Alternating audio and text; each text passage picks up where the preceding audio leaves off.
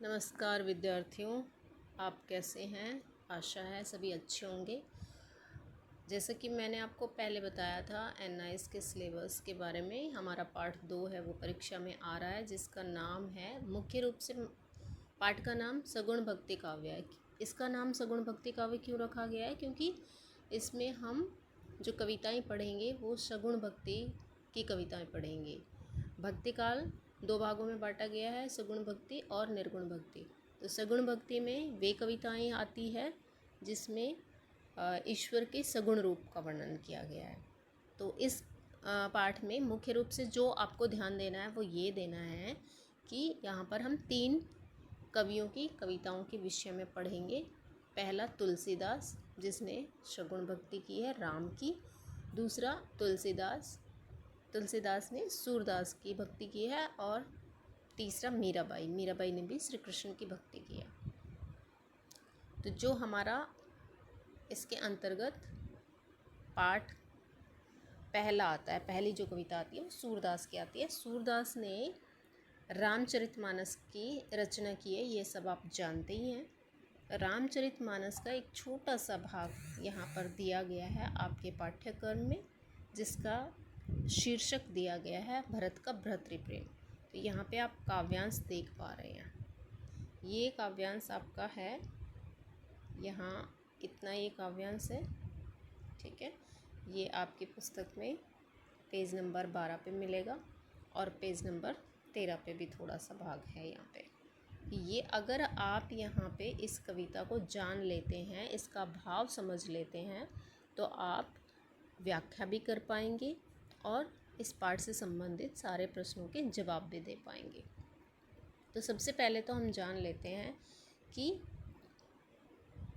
मुख्य बिंदु क्या है इस कविता से संबंधित, कि ये किसने लिखी है, कहाँ से ये उद्धृत की गई है।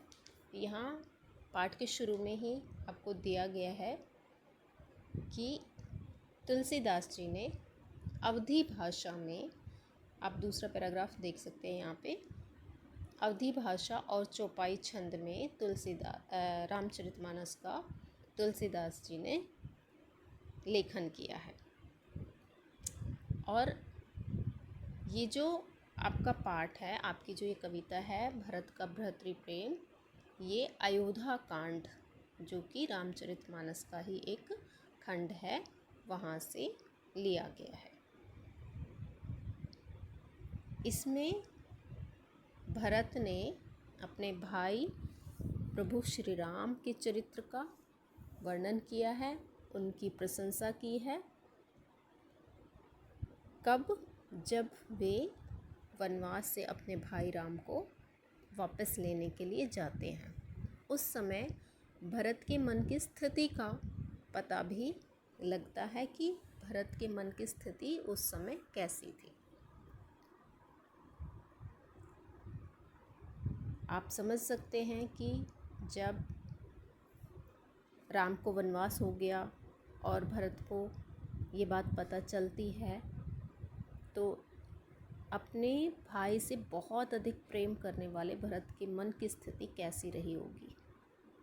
उनका मन बहुत उदास था, वो बस रोने ही वाले थे। उनकी आँखों से आंसू निकल नहीं रहे थे पर रुक भी नहीं पा रहे थे, ऐसी स्थिति थी। तो कविता का प्रारंभ भी वहीं से किया जा रहा है। सुनी मुनि बचन राम रुख पाई, गुरु साहिब अनुकूल अघाई, लखी अपने सिर सबु छरु भारू, कहीं न सकेहु कछु कर ही विचारू। आप देख पा रहे हैं अवधी भाषा में लिखी गई है कविता। तो ये अवधी भाषा है। यहाँ पर भरत कहते हैं कि सुनी मुनि वचन राम रुख पाई, राम का और मुनि जी जो वशिष्ठ मुनि उनके साथ गए थे वनवास में राम को लिवाने के लिए, तो भरत से पहले मुनि ने सारी बातें पहले ही रख दी थी सभा के बीच कि भरत का आने का प्रयोजन क्या है, भरत क्यों आए हैं, राम को लेने के लिए आए हैं, ये सारी बातें पहले ही मुनि जी ने कह दी थी। और राम भी अपने भाई को उतना ही प्रेम करते हैं जितना भरत अपने भाई को चाहते हैं। तो यहाँ पे वही वर्णन किया गया है कि राम का रुख पा करके और मुनि की बातें सुन करके जो भरत है वो अपने ऊपर सारा भार मान करके, जान करके कुछ कह नहीं पा रहे थे। विचारू मतलब विचार करके कुछ कह नहीं पा रहे थे। पुल की शरीर सभा बैठाड़े। पुल की शरीर का मतलब है, यहाँ पे शरीर दे रखा है, शरीर है यहाँ पे। शरीर अवधी भाषा में लिखा हुआ है और हिंदी में जब इसका वर्णन करेंगे शरीर। पुल की मतलब रोमांचित हो गए, रोंगटे खड़े हो गए उसके शरीर पर।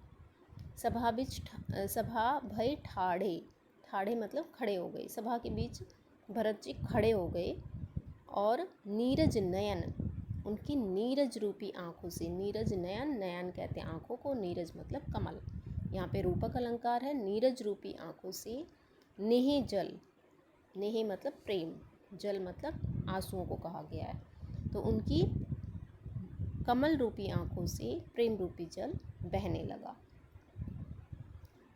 कहब मोर मुनि नाथ निभाहा। मुनि ने मेरा कहना पहले ही निभा दिया। कह मोर, मेरा, मेरा जो कहना था मुनिनाथ निभाहा, मुनिनाथ ने पहले ही निभा दिया है, कह दिया है। यही ते अधिक कहो मैं कहा। यही मतलब इससे अधिक कहो, मैं क्या कहूँ, इससे ज़्यादा मैं क्या कहूँ। मुनिनाथ ने मुझे जो कुछ कहना था मुनिनाथ ने सभा में पहले ही कह दिया, इससे अधिक मैं क्या कहूँ। भरत कहना तो बहुत कुछ चाहते हैं पर वो कुछ कह नहीं पा रहे हैं क्योंकि उनकी मन की स्थिति ऐसी है। इसलिए उन्होंने शुरू में यही कहा कि जो मुझे कहना था वो मुनिनाथ ने पहले ही कह दिया है, इससे अधिक मैं क्या कहूँ। उसके बाद वो थोड़ा बहुत कुछ बताते हैं अपने भाई राम के बारे में कि उनके भाई राम कैसे हैं। तो राम के गुणों का वर्णन यहाँ पे भरत ने किया है। मैं जानऊ निज नाथ सुबाहु। सुबाहु का मतलब होता है स्वभाव। मैं जानऊ मैं जानता हूँ, निज मतलब अपने, नाथ मतलब अपने भाई प्रभु राम, सुबाहु के स्वभाव को। मैं अपने भाई राम के स्वभाव को अच्छी तरह से जानता हूँ। अपराधु पर कोहु न काहू। अपराधु अपराधी के ऊपर, कोहु मतलब क्रोध, न काहू कभी नहीं करते। मोह पर कृपा स्नेह विशेषी, और मुझ पर तो इनकी कृपा और स्नेहु मतलब स्नेह प्यार, विशेषी मतलब विशेष ही है, मतलब सबसे अधिक है। मेरे ऊपर तो इनका प्यार, इनका प्रेम और अधिक विशेष है। खेलत खुनिस कबहू देखी। खेलत मतलब खेलते समय, खुनिस मतलब कभी गुस्से में, कबहू मतलब कभी, ना मतलब नहीं और देखी मतलब देखा। खेलते समय भी मैंने कभी इनको दुखी और गुस्से में नहीं देखा। शिशुपन ते पर हरेऊ न संगू। शिशुपन मतलब बचपन से, पर हरेऊ मतलब नहीं छोड़ा, न संगू मेरा साथ, बचपन में भी इन्होंने मेरा साथ कभी नहीं छोड़ा। कबहू न कीन मोर मन भंगू, और कभी नहीं किया, कबहू न कभी, कभी भी न कीन किया, मोर मेरा मन, मेरा मन को, मेरे दिल को, भंगू तोड़ा, कभी भी मेरे दिल को नहीं तोड़ा, कभी मेरे मन को नहीं तोड़ा, दुखी नहीं किया मेरे मन को कभी भी। मैं प्रभु कृपा रीति जिय जोही। मैं अपने प्रभु, अपने भाई की रीति, इनका व्यवहार, जिय जोही अच्छी तरह से जानता हूँ। कैसा है इनका व्यवहार।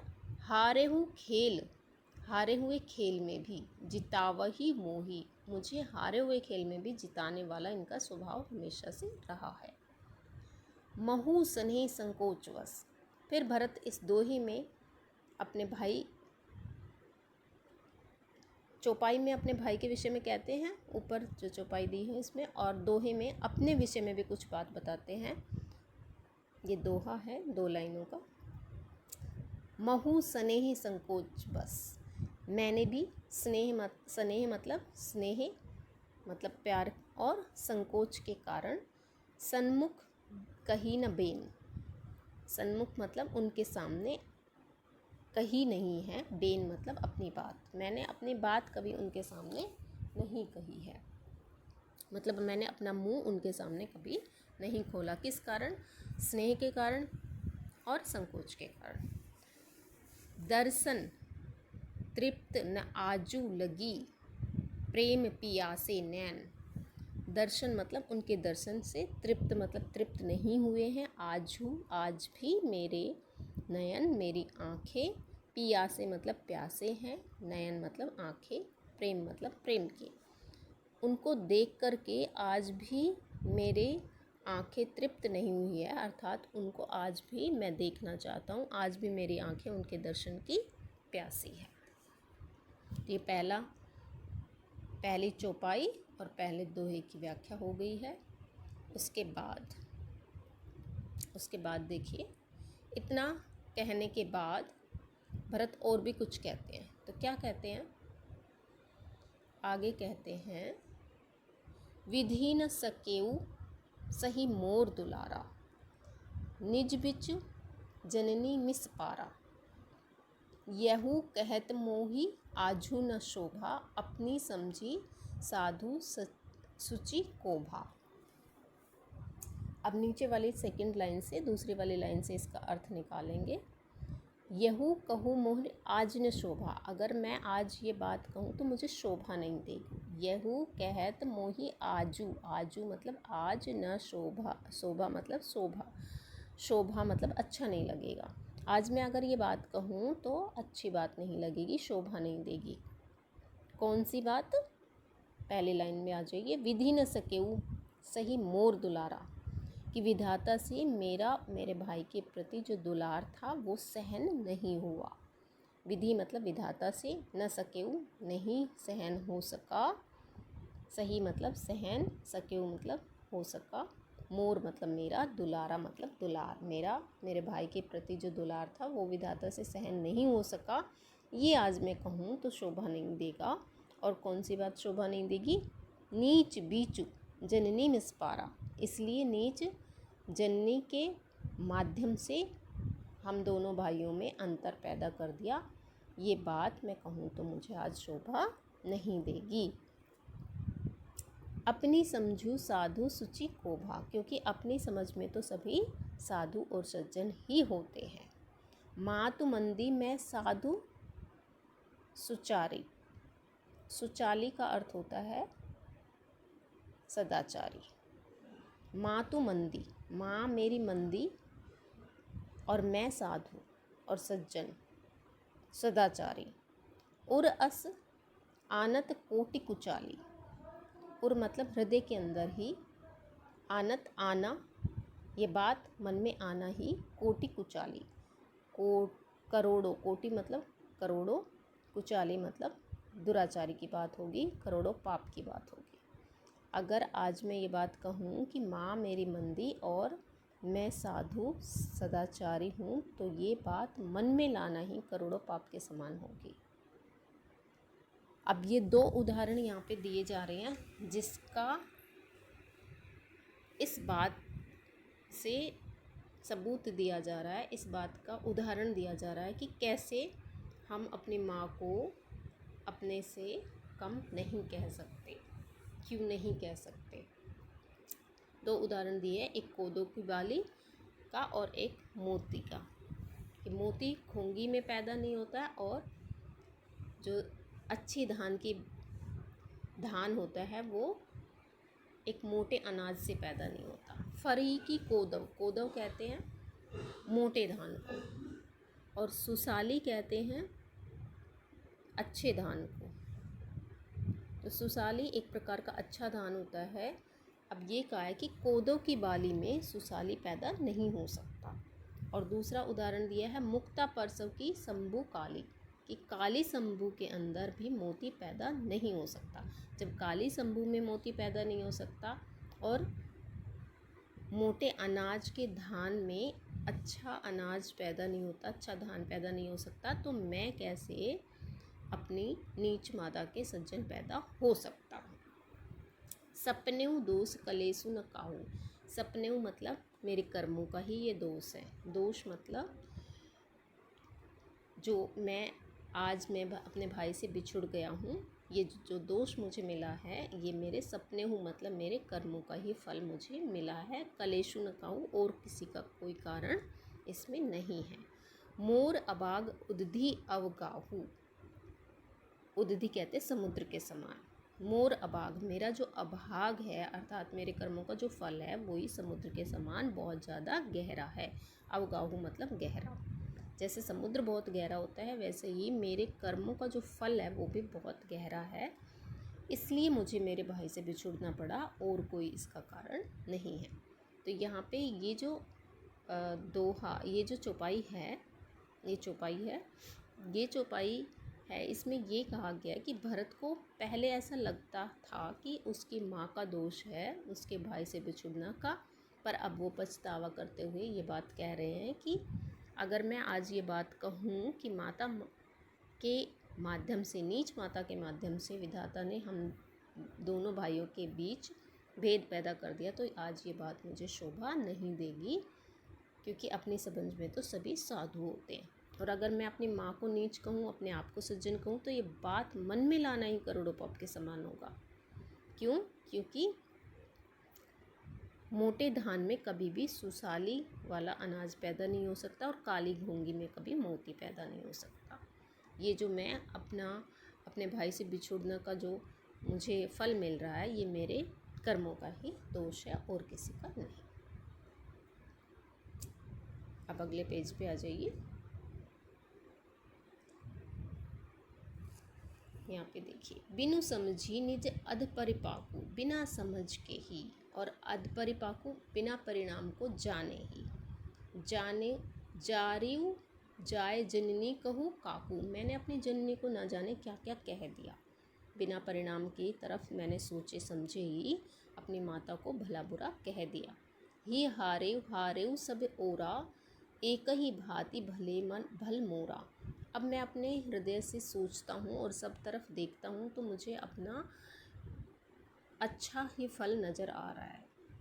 क्यों? क्योंकि गुरु गोसाई सब साहिब सिय रामो, गुरु मेरे सामने हैं, सभा के अंदर माँ सीता, भैया राम, ये सब मुझे सामने नज़र आ रहे हैं। लागत मोहि निक परिणामों, निक मतलब अच्छे, परिणामों मतलब परिणाम। अब मुझे लगता है कि जो परिणाम होंगे, जो अब होगा मेरे साथ, वो सब कुछ अच्छा ही अच्छा होगा।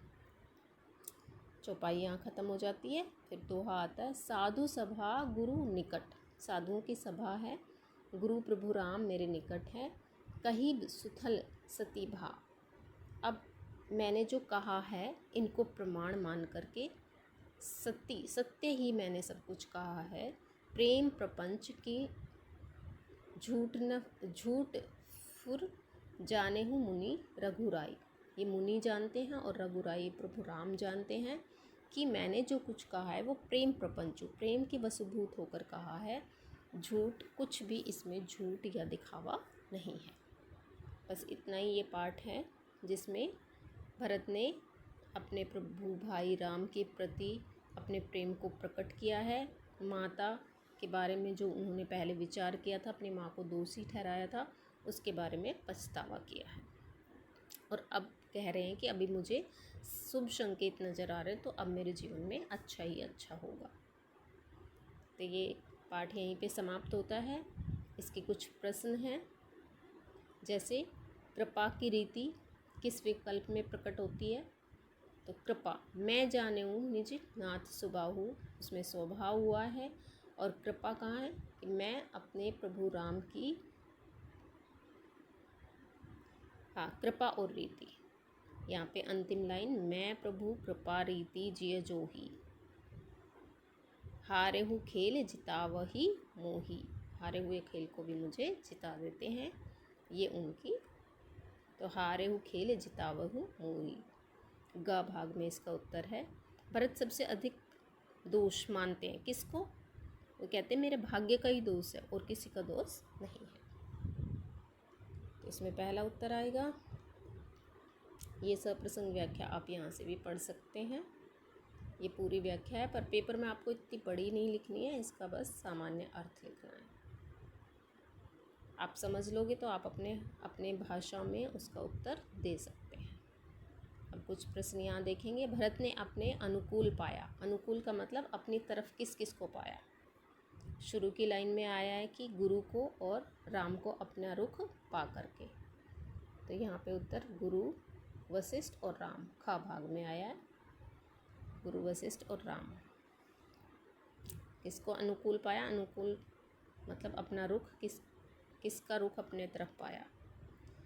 दूसरा प्रश्न, किसके नेत्र नीरज रूपी कहे गए हैं? तो भरत के आंखें हैं वो नीरज रूपी नयन कहे गए हैं।